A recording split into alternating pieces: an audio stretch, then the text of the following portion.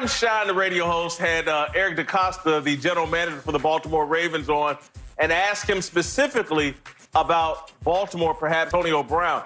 DeCosta did not bring up Antonio Brown's name specifically, but he did say, like Ozzie Newsome, we're always evaluating players that are out there and available. He did not dismiss the possibility of AB joining the Baltimore Ravens. It's kind of interesting. I'm not big on signing Antonio Brown.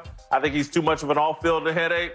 But I think Baltimore is the one place where the culture would be strong enough to handle AB, because the guys in that locker room are so committed to Lamar Jackson that if AB brought any nonsense to the quarterback or try to disrupt that offense in any way, those guys would shut AB down very quickly.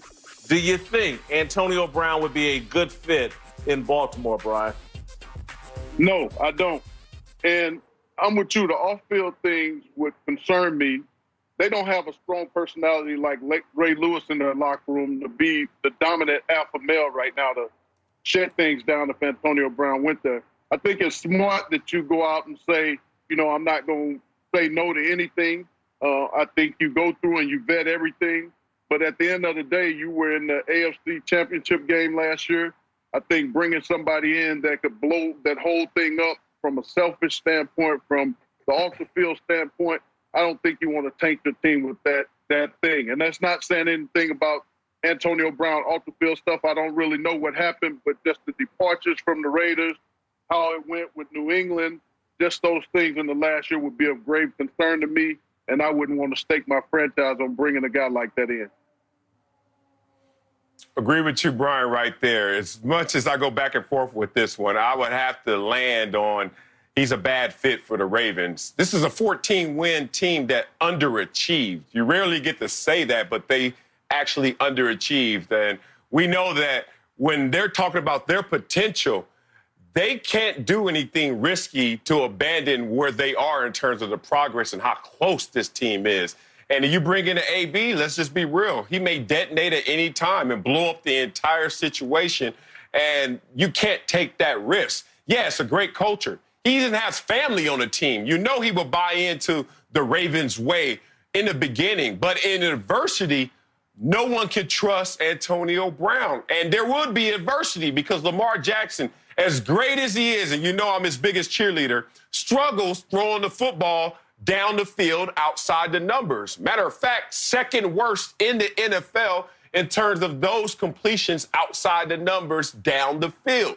So that's going to be a problem if you're talking about a sweet spot for Antonio Brown on the field. I just think there are too many question marks to blow up a team that is this close. By trying to gain something on the field, you may lose it all in that locker room. Listen, Ray Lewis is never going to walk back in that locker room, and I think that's an unrealistic standard what Ray and Ed Reed set there in terms of culture.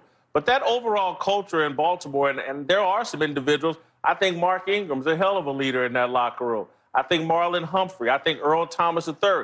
They just added Calais Campbell. I think the overall culture in Baltimore and just the belief that everyone in that organization, from the popcorn sellers to all the way to the front office and ownership, the belief in Lamar Jackson, I do believe this is one. And look, John Harbaugh, other than Bill Belichick and Mike Tomlin, I think the most tenured coach in the NFL.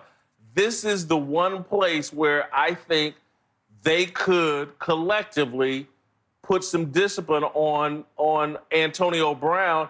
And if it doesn't work out, they just move on from Antonio Brown. And because you're right, they have a great, talented team. But AB out there, sitting out there as a threat in the passing game, even if Lamar Jackson's not great at getting him the ball, just as a threat, it scares the hell out of safeties, in my opinion, and makes Lamar Jackson and Mark Ingram even more effective runners. I don't disagree with that, but, for me, I don't think you take that chance to blow your team up because they have great professionals. They got guys in that locker room that go in and do their job, stay out of trouble, good people in the community, but they don't have that alpha male.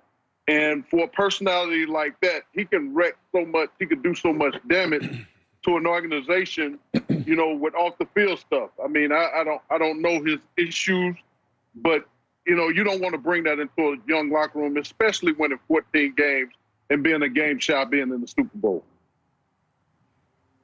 All right, let's move on to one last topic that's a little bit lighter. I don't think we're going to have much disagreement here, but Brian, you go first here. Someone has written, I think in the Orlando Sentinel, that Dan Marino should unretire his jersey so that Tua Tagovailoa could wear it. And I think if they bring the number 13 out of retirement, they're going to have to do it in two places.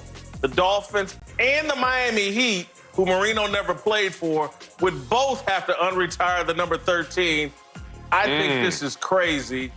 Brian, what say you? Should Dan Marino unretire his jersey for touchdown 2? Absolutely not. No way.